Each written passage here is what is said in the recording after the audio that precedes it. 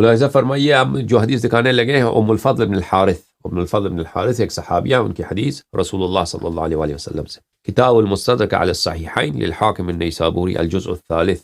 چھاپ دار الفکر، 2009 میں کتاب چھپی ہے۔ یہ کون سی جلد ہے؟ جلد نمبر 3، یہ صفحہ نمبر 386، فضائل ابی عبداللہ الحسین سلام اللہ علیہ، حدیث نمبر 4181۔ الفضل بن الحارث، ام الفضل بنت الحارث کہتی ہیں کہ میں رسول پاک صلی اللہ علیہ وآلہ وسلم کے پاس گئی، میں نے دیکھا، عرض کیا یا رسول اللہ، میں نے بہت بہت بری خواب دیکھا ہے، ایک بہت ہولناک خواب میں نے دیکھا۔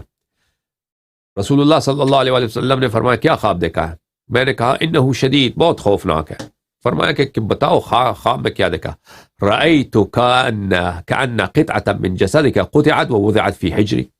میں نے دیکھا خواب میں کہ ایسا لگتا ہے کہ جیسے آپ کے بدن کا ایک ٹکڑا آپ کے جسم سے الگ ہوا ہو اور وہ میرے گود میں آ کے گری ہو، میں نے یہ خواب دیکھا ہے۔ رسول اللہ صلی اللہ علیہ وآلہ وسلم نے فرمایا رأیت خیرا تلد فاطمة سلام اللہ علیہا ان شاء اللہ غلاما فیکون فی حجرک سلام اللہ فی حجرکی، فرمایا خیرا، تو نے اچھا خواب دیکھا، گھبرانے کی کوئی بات نہیں اس میں، انشاءاللہ زہرا سلام اللہ علیہا سیدۃ نساء العالمین سلام اللہ علیہا دنیا میں ایک فرزند لائیں گی، اور اس فرزند کا، اس نور عین کو تم اپنے گود میں رکھو گے، وہ کبھی کبھار تیرے گود میں بیٹھے گا، تو تم نے جو خواب دیکھا کہ میرا ایک ٹکڑا تیرے گود میں آ جائے گا، وہ وہی فرزند زہرا سلام اللہ علیہا ہے۔ فولدت فاطمۃ الحسین سلام اللہ علیہما وآلہما، بس حضرت زہرا سلام اللہ علیہا نے ولادت فرمائی، کس کی؟ امام حسین علیہ السلام کی۔ فکان فی حجری کما قال رسول اللہ صلی اللہ علیہ وآلہ وسلم، تو اکثر امام حسین علیہ السلام میرے گود میں ہوتے تھے، جیسے کہ رسول پاک صلی اللہ علیہ وآلہ وسلم نے فرمایا۔ ایک دن میں آیا رسول پاک صلی اللہ علیہ وآلہ وسلم کے پاس، فوضعته فی حجرہ، میں نے امام حسین علیہ السلام کو رسول پاک صلی اللہ علیہ وآلہ وسلم کے آغوش مبارک میں تھمایا، وہاں پہ میں نے ان کو رکھ دیا۔ ثم حانت منی التفاتتا، پھر میرا ہوش کسی اور طرف ہو گیا، میرا جو فوکس تھا کسی اور بات پہ ہو گئی، ایک دفعہ میں نے دیکھا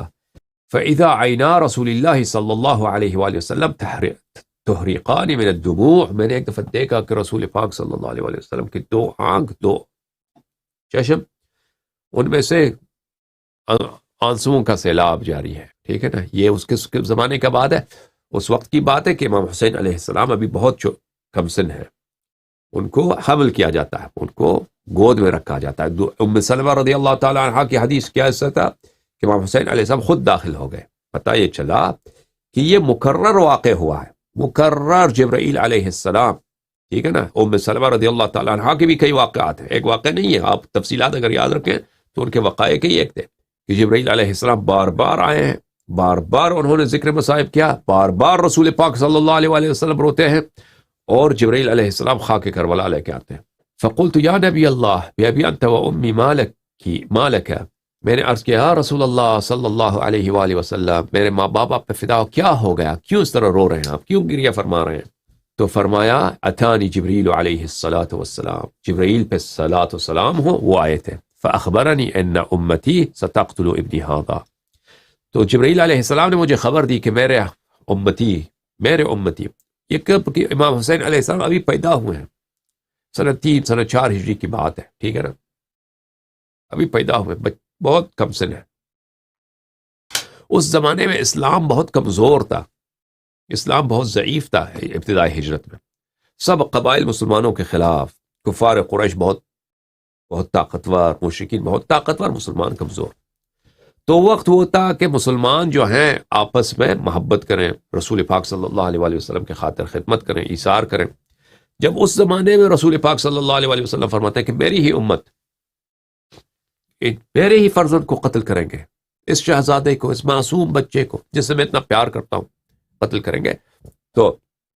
ام الفضل بنت الحارث وہ بہت، ان کو کیا ہوتا ہے،